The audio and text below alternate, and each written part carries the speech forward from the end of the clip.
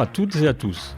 Je suis Gérard Pécou, cofondateur de Calimedia, une entreprise pionnière dans le digital learning qui fait partie de Cifadis, un acteur majeur de l'innovation en formation professionnelle. Je vous souhaite la bienvenue sur Never Stop Learning, le podcast qui vous emmène au cœur des révolutions de l'apprentissage. Chaque épisode explore les contributions des spécialistes en andragogie, psychologie cognitive, neurosciences et technologies de pointe qui façonnent l'avenir de la formation. Never Stop Learning, c'est votre rendez-vous avec les leaders et les idées qui transforment l'apprentissage de demain. Bonjour et bienvenue pour ce nouvel épisode de Never Stop Learning. Aujourd'hui, nous allons aborder un sujet incontournable pour toute organisation soucieuse d'améliorer l'impact de ses formations. Les plateformes digitales. LMS, LXEP, LCMS, TMS, tous ces acronymes rythment votre quotidien, mais savez-vous vraiment ce qui les distingue et comment tirer le meilleur parti de chacune? Pour en parler, j'ai le plaisir d'accueillir Morgan No, cofondateur de B-Link et véritable référent en la matière. Avec Morgan, nous allons démystifier ces outils, comprendre leurs spécificités et leur complémentarité, mais aussi explorer leur évolution future, notamment avec l'apport de l'intelligence artificielle. Préparez-vous à découvrir pourquoi l'avenir des plateformes pourrait bien être celui d'une expérience d'apprentissage totalement intégrée à votre quotidien professionnel. Morgan, avant de rentrer dans le cœur de cet épisode, peux-tu nous en dire un peu plus sur toi et sur ton parcours professionnel ?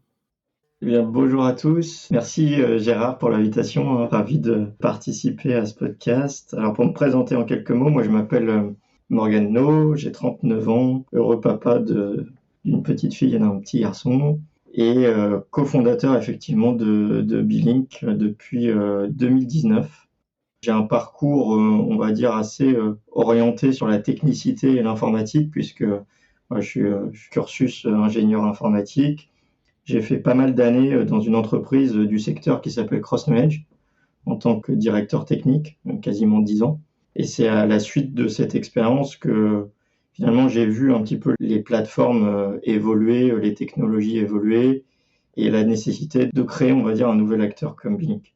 Merci Morgane pour cette présentation. Alors je suis assez impatient d'aborder toutes ces questions avec toi pour que ces acronymes n'aient vraiment plus de secret pour nos auditeurs. On va essayer de comprendre les plateformes et puis enchaîner avec une première question.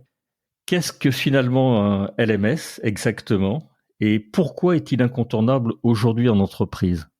Effectivement, ça vaut le coup de faire toujours un petit peu de pédagogie parce qu'il y a beaucoup d'acronymes dans notre industrie et avec des périmètres qui sont pas toujours clairs.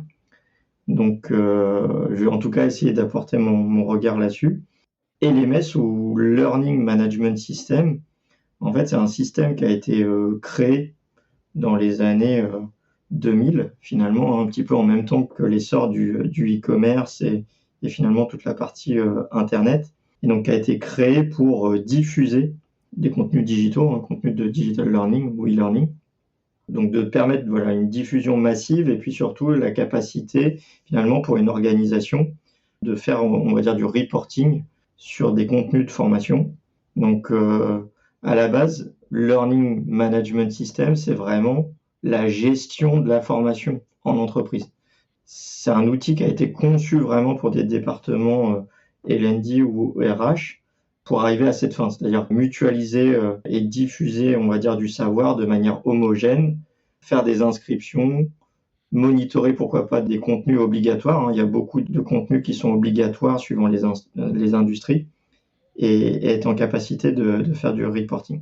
Donc c'est comme ça en fait que finalement l'e-learning aussi c'est démocratisé avec une partie contenu comme celui que propose Calimedia aujourd'hui et contenant des plateformes de type LMS. Par rapport à un LMS, à quoi correspond finalement, on va parler d'un autre acronyme, l'acronyme LCMS. Quelle est la différence majeure avec un LMS ? Du coup, LCMS, c'est Learning Content Management System. Donc en fait, c'est vraiment le C qui est important. Et ça va être, c'est une autre appellation dans notre jargon. On appelle ça aussi des outils auteurs. Donc c'est tout ce qui va permettre finalement à un responsable pédagogique, à un formateur, de venir créer du contenu, pour qu'on appelle Learning Content Management, c'est aussi qu'il y a toute la gestion finalement des médias, des images, des vidéos, ce qu'on appelle du versionning de contenu, toute la partie gestion du multilinguisme. Donc ça, c'est d'autres types d'outils. Je pense à des Articulate, des Elucidate, des choses comme ça, qui vont permettre finalement à une entreprise de créer du contenu. Et finalement, le format de sortie, la plupart du temps, c'est les fameux SCORM, AICC, AICC qui est déprécié, des nouveaux formats comme XAPI. Donc en fait, ça va vraiment de pair, hein. Aujourd'hui, la majorité des clients qu'on a grands comptes, on va dire qu'ils ont à minima ces deux briques-là, un LMS pour faire des inscriptions, diffuser des contenus, et finalement un LCMS pour créer du contenu. Un LMS peut être finalement utilisé avec un outil auteur ou en complément avec un outil auteur qui peut ne pas être un LCMS. Du coup, effectivement, il y a aussi des outils qui se sont créés, un peu de micro-learning, de rapid learning, dans lequel aussi je mets des acteurs sur le marché comme Bdiz, Teach On Mars, ce type d'entreprise. Tout comme il y a une évolution sur la partie des plateformes, il y a aussi finalement une évolution dans la manière de concevoir du contenu avec ces LCMS, outils de rapid learning, authoring tool, parce que finalement le contenu il peut prendre plein de formes différentes. Ça peut être un contenu e-learning, mais ça peut être aussi, pourquoi pas, des questionnaires, tout ce qui va être quiz, ça peut être des modules très courts, gamifiés. Et c'est ça aussi un petit peu la difficulté de notre marché, c'est que finalement il y a des entreprises qui se créent sur des besoins très précis, avec des propositions de valeur qui sont très précises. Et finalement aujourd'hui, un grand groupe, s'il veut être un petit peu exhaustif, il va se retrouver avec plein d'outils, différents types de LCMS, quelquefois suivant des filiales, suivant des géographies, des outils de rapid learning. Je mettrai aussi les outils de VR, tout ce qui est réalité virtuelle, mise en situation, dans lequel on va mettre des acteurs comme Uptail, comme Reality Academy en France, qui produisent aussi du contenu. En fait, le contenu derrière, il peut y avoir plein de formats, et suivant les formats, aussi avoir des outils qui sont un petit peu différents.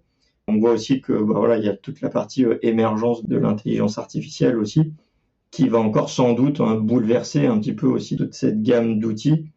Et donc aujourd'hui, moi, j'assimile un petit peu l'entreprise ou le L&D à quelqu'un qui aurait une sorte de boîte à outils, tu vois, de mallette, avec j'ai ma clé de 10, j'ai mon équerre, j'ai ma scie, et suivant finalement l'architecture pédagogique qu'on va vouloir faire, on va choisir le ou les bons outils pour concevoir sa pédagogie et essayer d'importer ça. Et là, c'est là aussi on va voir toute la difficulté, mais quand je dis importer finalement ces contenus dans un LMS. C'est très très clair. Tu peux nous dire quels sont finalement pour toi les principaux critères de choix d'un LMS dans une entreprise ? C'est une question qu'on me pose souvent. Moi, j'imagine. Je fais souvent aussi la même réponse assez honnête, de dire que finalement, au sein des différents LMS, quelque part, il faut bien comprendre la philosophie et le positionnement des différents outils. C'est-à-dire qu'il y a plein d'acteurs aussi de LMS. Je crois que dans le monde, il y en a 300, pour te donner une échelle, puis pour voir un petit peu la variété des plateformes. Mais finalement, chaque LMS a son propre ADN, sa propre philosophie, sa propre vision. Voilà, par exemple, nous, on a plutôt des outils qui sont très intégrés, très intégrables, avec des capacités, on va voir, d'intégrer dans les outils du quotidien, etc.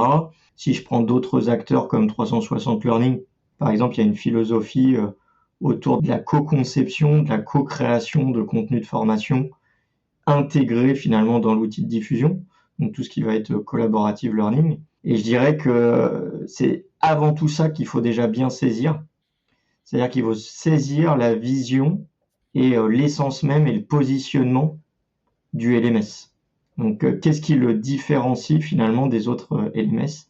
C'est le premier point.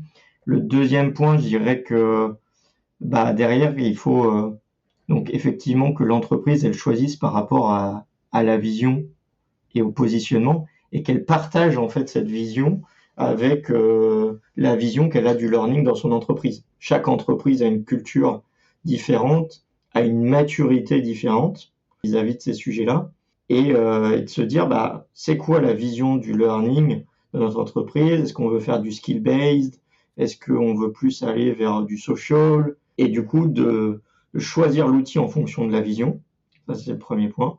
Le deuxième point qui en découle, c'est finalement l'adéquation à la roadmap, de pas forcément choisir un éditeur pour, on va dire, une liste de fonctionnalités à un instant T. Ça, c'est aussi une sorte d'erreur que j'ai l'habitude de voir. Les entreprises font des appels d'offres, ils émettent en fait des listes de fonctionnalités avec des pondérations, et puis après ils font une sorte de ratio entre le prix, la couverture fonctionnelle, et quelque part, je vais dire aussi le fit avec l'éditeur. Ça, c'est aussi important puisque il faut vraiment voir l'éditeur comme un partenaire qui va co-créer finalement la solution avec. Et donc finalement aussi, ne pas forcément s'arrêter à une liste de fonctionnalités, plutôt regarder les roadmaps et de se dire finalement, est-ce que la roadmap de l'éditeur, parce que je m'engage dans une relation un peu long-termiste, si tu veux avoir finalement un retour sur investissement du déploiement de ton IMS, tu vas vouloir à minima t'engager généralement 3 ans. Sinon, tu n'as pas de retour sur investissement sur tes coûts de setup. Donc voilà, être en adéquation avec la roadmap et la vision. Et je dirais que le troisième point qui me paraît assez essentiel dans le choix du système, ça va peut-être paraître aussi assez bête, mais de le tester. Si vous avez un éditeur en face où finalement vous voyez que c'est difficile d'avoir un accès, que l'éditeur il vous propose des formations pour prendre en main l'outil, si vous voyez qu'il y a de la friction, ça peut déjà vous mettre en fait des indicateurs ou une puce à l'oreille, vous dire finalement ça n'a pas l'air si facile que ça à utiliser. Est-ce que mes équipes elles vont y arriver? Et puis qu'est-ce qui fait que l'éditeur que ce soit complexe d'avoir des accès? Et donc déjà on peut se dire que la plupart du temps il y a un loup, là-dedans. C'est un petit peu comme l'histoire des références clients.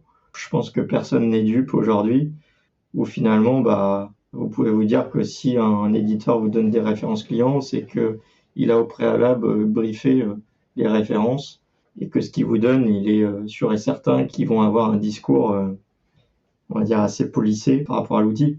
Je conseille de faire l'inverse, c'est de dire quelles sont vos références clients? Ok, moi, est-ce que je pourrais échanger avec un tel?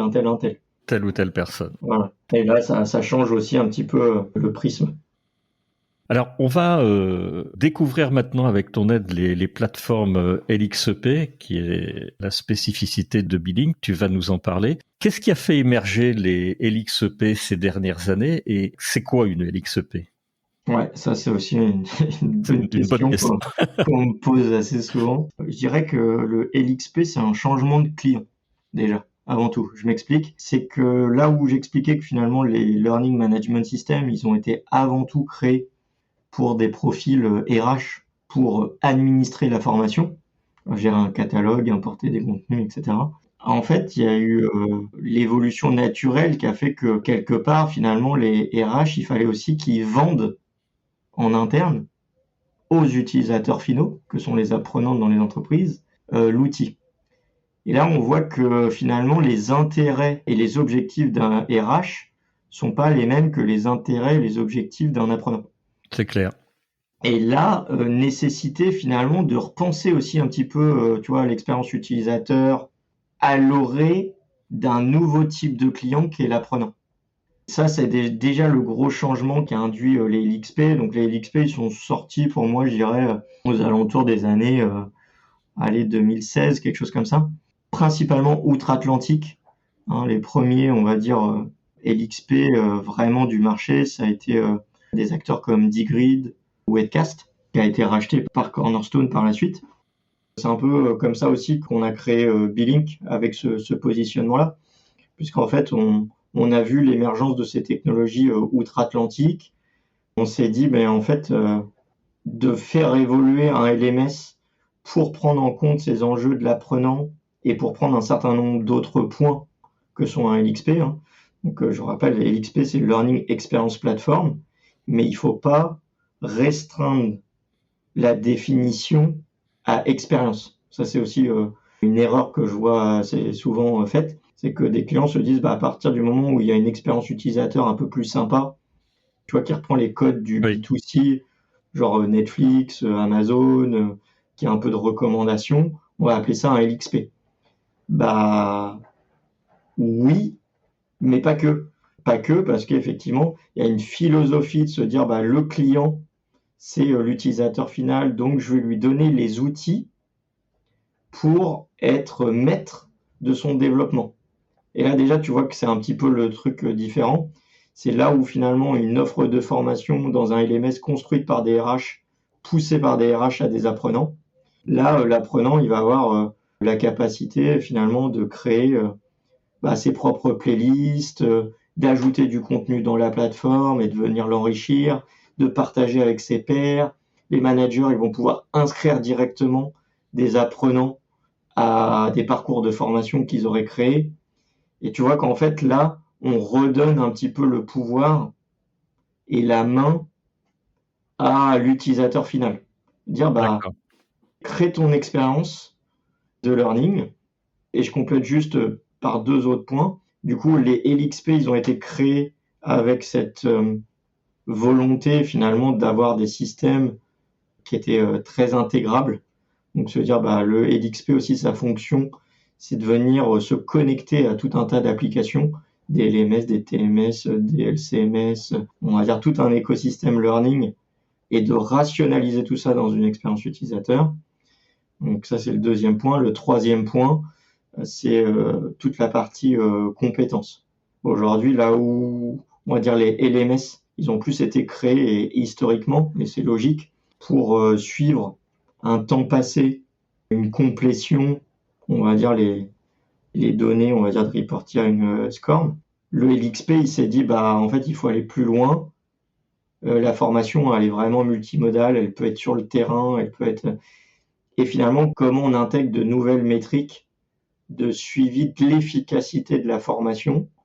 Et là, on va rentrer dans toutes ces logiques, on va dire, de compétences, de skill-based organization. D'accord. Donc, si je résume, 3 points fondamentaux pour moi dans la définition d'un LXP. L'expérience utilisateur, mais dans le sens où les fonctionnalités sont tournées autour de la démocratisation de l'usage pour l'utilisateur, la partie skill et la partie intégration. On va en voir un autre acronyme, c'est les LRS. Tu vas nous expliquer ce que c'est et pourquoi on en parle un tout petit peu plus aujourd'hui. Et j'avais une question, est-ce que c'est dû finalement à une norme que tu as évoquée tout à l'heure, qui est la norme XAPI, dont on parle depuis très longtemps et qu'on n'a pas beaucoup vu, enfin en tous les cas pour moi. J'aimerais avoir ton avis sur ces 2 points, LRS et XAPI. Alors, du coup, je vais commencer par XAPI.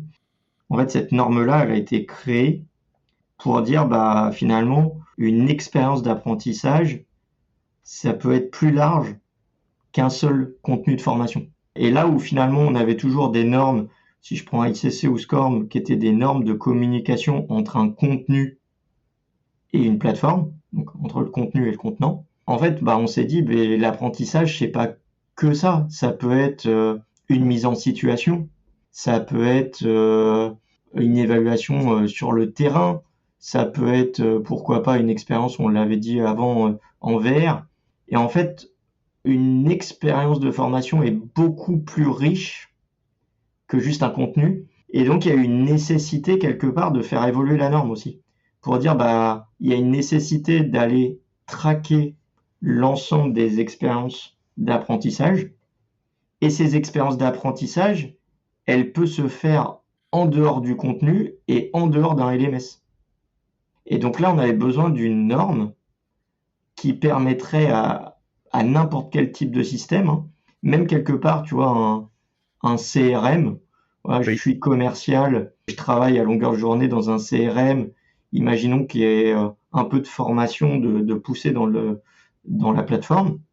Et en fait, il faudrait que cette action d'apprentissage, pourtant effectuée en dehors d'un LMS, et sur un contenu qui n'est pas un contenu traditionnel, soit monitoré, traqué.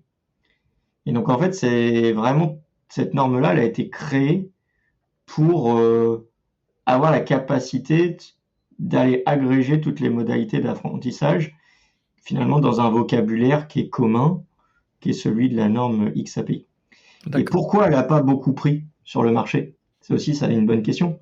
Oui. Parce que finalement, on voit que la vocation, elle est noble. En fait, et d'ailleurs, c'est les mêmes gens et les mêmes collectifs des gens qui ont créé SCORM, hein, ce qu'on appelle l'ADL aux États-Unis, donc qui est une entité gouvernementale avec plusieurs industriels aussi dedans.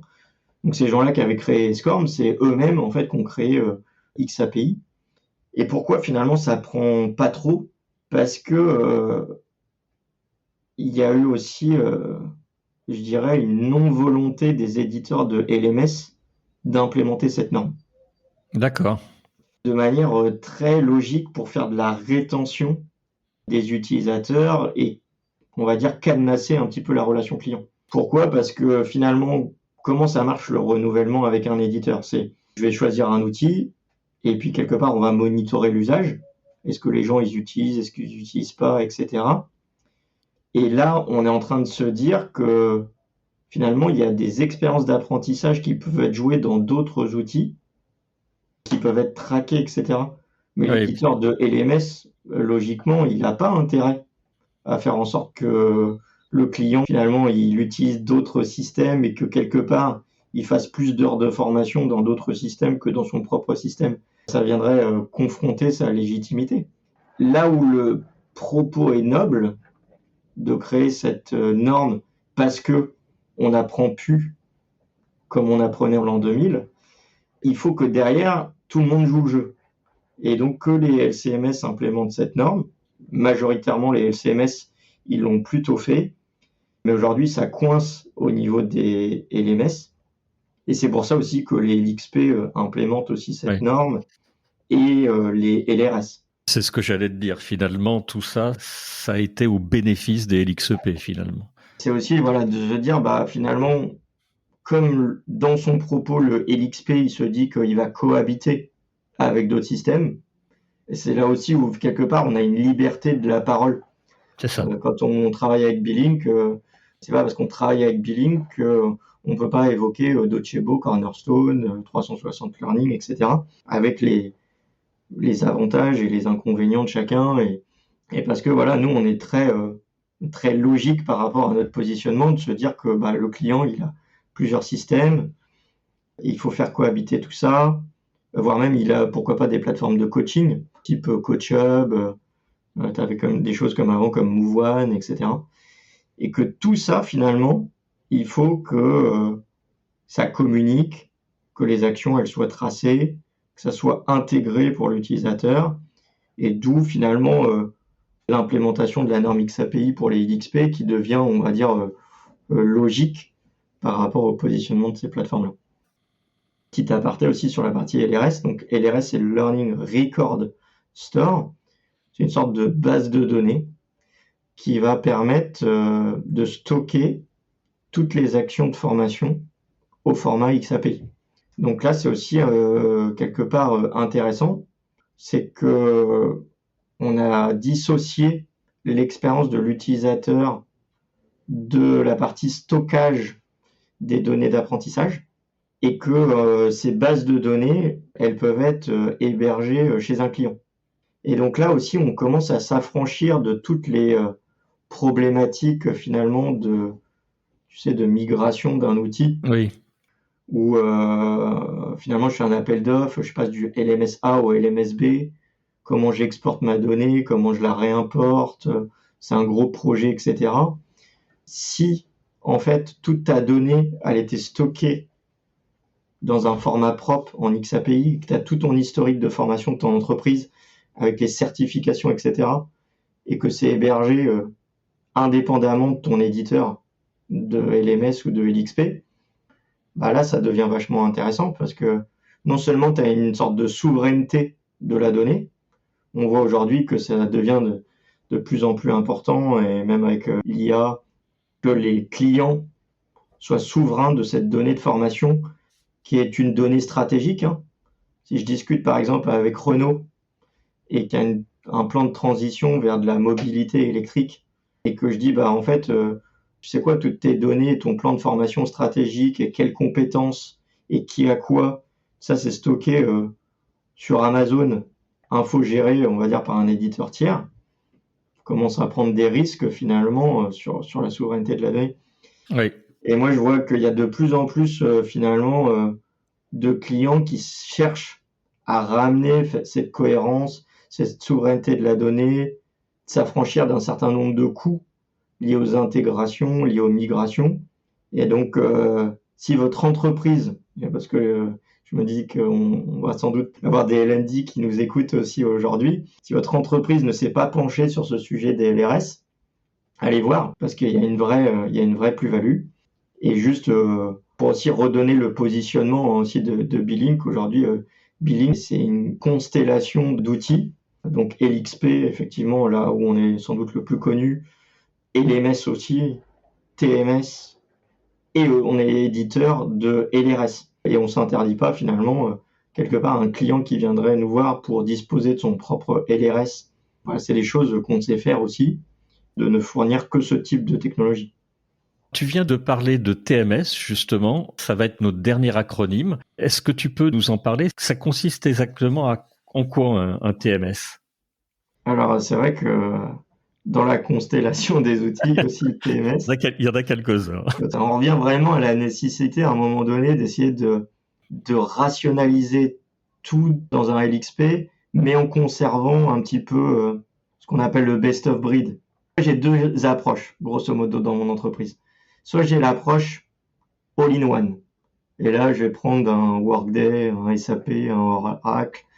Je vais prendre un ERP. Je vais prendre un généraliste, quelque part. Compliqué à déployer. Coûteux, compliqué à déployer. C'est l'avantage et le problème du généraliste. C'est ça. C'est que tu vas tout faire, mais que potentiellement, tu vas pas tout faire de manière très profonde ou super bien. Donc, soit tu vas vers des généralistes comme ça. Grosso modo, sur la majorité des clients, c'est pas ce qu'ils font. Soit ils vont vers des spécialistes. Quelque part spécialistes du LMS qui correspond, comme on avait dit auparavant, à leur vision, spécialistes du LXP, spécialistes du LCMS et spécialistes du TMS. Et TMS, c'est quoi? C'est Training Management System.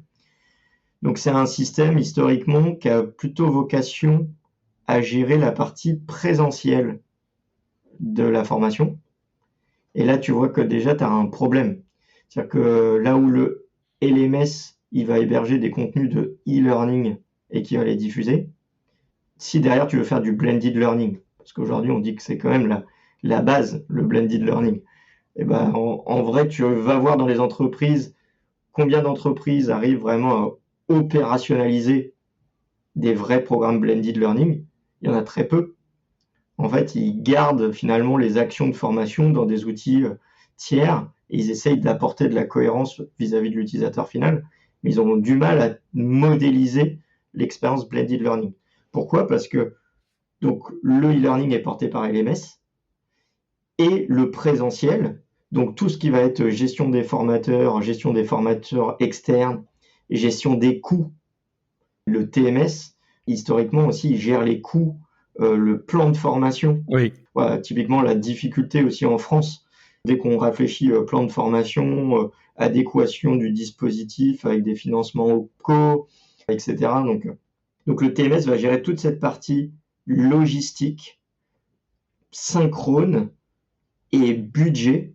Donc je vais être capable de faire des budgets différents par rapport à mon catalogue, de faire des projections de sessions, de rebasculer des inscriptions de sessions, etc. Pourquoi? Parce que pareil, le LMS, et là je pense qu'il y a beaucoup d'outils, LMS qui gèrent très mal, voire pas du tout, le synchrone. Gérer des formateurs qui sont dans plusieurs salles, avec plusieurs créneaux horaires, et qu'après tu dis, bah, je veux gérer mon émargement de manière digitale. Alors là, hop, tu rajoutes une complexité. Dire, bah non, nous, on veut plus faire de papier. On veut tout digitaliser. Donc là, bah, ok, est-ce que j'intègre, pareil, une solution type EduSign, des solutions type DocuSign et tout, Ou finalement aujourd'hui, tu vois que des LXP comme Billing qui proposent aussi cette partie signature. Donc en fait, on va venir compléter le TMS. Le TMS, voilà, donc il va gérer toute cette partie-là. Et là, c'est pareil, finalement, je dirais, pour associer un petit peu les deux briques du puzzle sans tout changer dans mon entreprise, de dire, bah, quelque part, j'ai choisi un LMS, j'en suis plus ou moins content. J'ai choisi un TMS. Alors là, pareil, des TMS, hein, on peut citer quelques acteurs, hein. On peut citer des Talentsoft, des Training Orchestra, des choses comme ça. Bah, en fait, si tu veux faire du blended learning, tu vois que le LXP qui va être capable d'intégrer dans une expérience homogène à la fois ton distanciel et ton présentiel, là, ça commence à faire du sens. Pour terminer cet épisode du podcast, on va parler de l'avenir des plateformes. Et je voulais te poser une question, Morgane. Quelle tendance vois-tu émerger dans les années à venir? On a parlé de plein de choses, Ouais, de alors, plein d'acronymes. ouais, Ça va converger, qu'est-ce qui va se passer pour toi? bah, je pense qu'effectivement, je vois bien aussi la convergence. En fait, c'est des cycles. On a parlé un petit peu du best of breed versus le généraliste. Aujourd'hui, les best of breed, ils sont nécessaires pour amener de l'innovation, entre guillemets, dans leur niche. Mais finalement, au bout d'un moment donné, il y a une nécessité d'intégration de tout ça. Aujourd'hui, le rôle que quelque part joue le LXP, voilà, de facilité et autres.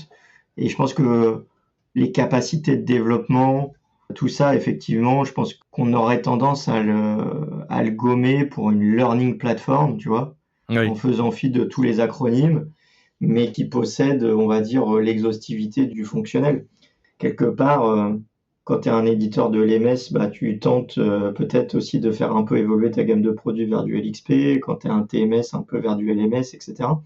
Et donc à un moment donné, il y a aussi voilà, il va y avoir forcément une convergence des roadmaps et des investissements, et une convergence aussi quelque part liée à de l'acquisition finalement.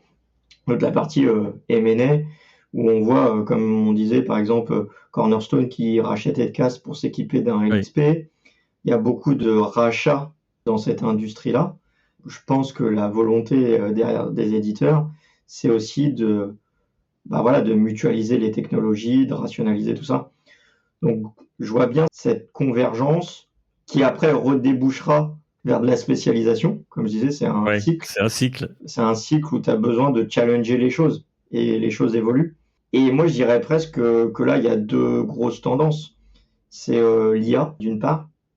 L'IA, juste, voilà, c'est la petite aparté, mais l'IA, J'allais te poser la question, Morgane, ouais, bah, sur l'IA, l'intelligence artificielle. Quel rôle elle va jouer dans l'évolution de tout ça? en fait, l'IA, et notamment l'IA générative, elle a aidé à démocratiser l'IA. Nous, dès 2019, hein, on intégrait des algorithmes de machine learning dans les produits pour faire de la recommandation, etc. En fait, la plupart des éditeurs, ils bossent dessus depuis assez longtemps. Du coup, ce qui a vraiment changé dans la partie générative, c'est aussi quelque part qu'on a mis ces outils-là dans les mains du grand public, plutôt en B2C, un peu comme des assistants au quotidien, et qu'on a repensé l'expérience utilisateur. Je pense que là aussi, là où c'est vraiment bluffant, c'est cette disruption de l'expérience utilisateur. On voit que les personnes, plutôt que d'avoir des ergonomies type site web, des intranets, un SharePoint ou je sais pas quoi, ou même une plateforme de learning, en fait, ils veulent pas de plateforme, les gens. Ils veulent pouvoir discuter, dialoguer, avoir le sentiment que leur propos, il est compris, qu'il est personnalisé et qu'on les aiguille, en fait. Et donc, le gros enseignement, en fait, de l'IA, au-delà du fait que, bien évidemment, ça va être intégré dans tout un tas de gestes métiers pour augmenter la productivité, faire en sorte que bah, notre monde évoluant de plus en plus vite, il y a une nécessité de former les gens de plus en plus vite. Et du coup, il y a une nécessité de produire de plus en plus vite. Donc l'IA nous aide à faire ça, mais l'enseignement, il est vraiment aussi autour de l'expérience utilisateur. Et donc pourquoi je dis ça? Parce que on revient pour moi à l'ADN finalement aussi de B-Link, qui est l'acronyme de BioLink. BioLink. Même finalement, notre entreprise, c'est elle aussi un acronyme, mais avec cette volonté qu'on a toujours eue d'amener le contenu et l'expérience d'apprentissage à l'utilisateur plutôt que d'essayer de faire venir l'utilisateur à notre plateforme.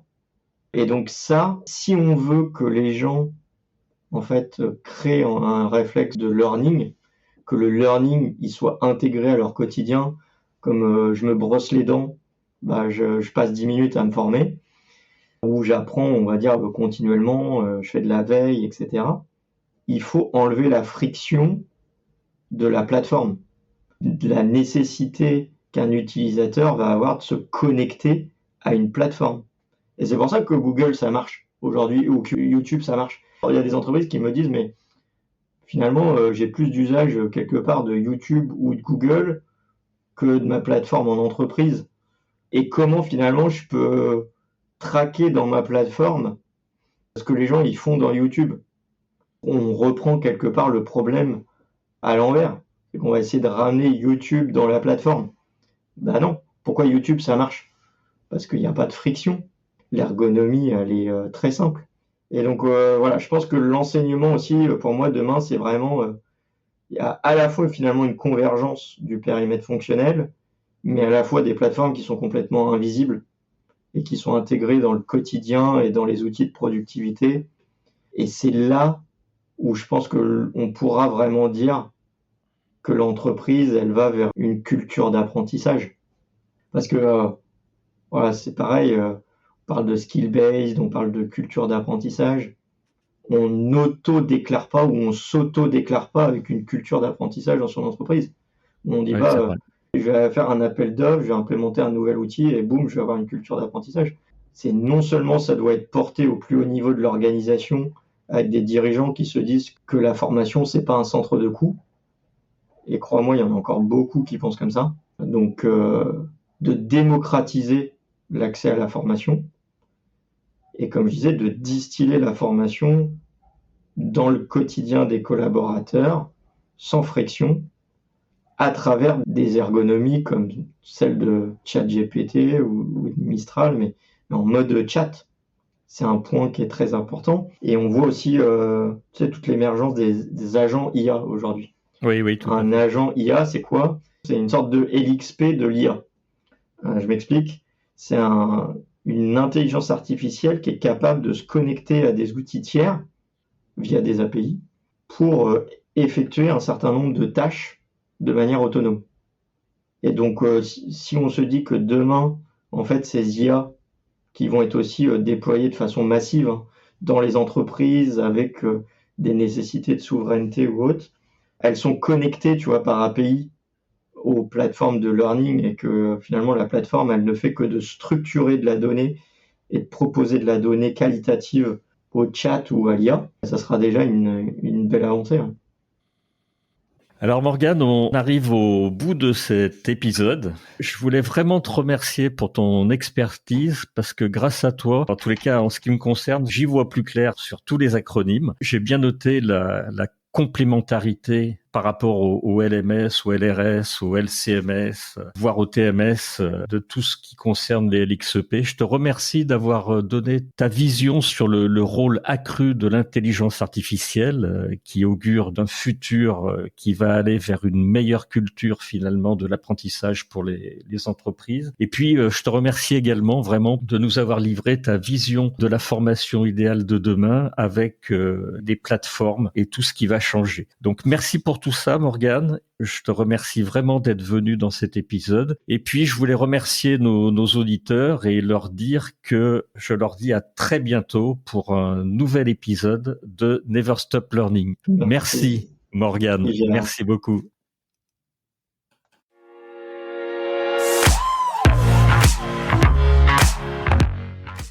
Merci d'avoir été avec nous pour cet épisode de Never Stop Learning. Si cet échange vous a apporté de la valeur, n'hésitez pas à le partager autour de vous et à laisser une note 5 étoiles accompagnée d'un commentaire. Vos retours sont essentiels pour continuer à vous offrir des contenus de qualité. Je suis Gérard Pécou et si vous recherchez des solutions innovantes pour transformer vos projets de formation, rendez-vous sur calimedia.fr ou cifadis.fr. Nos équipes se feront un plaisir de vous accompagner dans vos projets. On se retrouve très bientôt pour un nouvel épisode de Never Stop Learning, votre rendez-vous pour explorer, innover et ne jamais cesser d'apprendre. À très vite.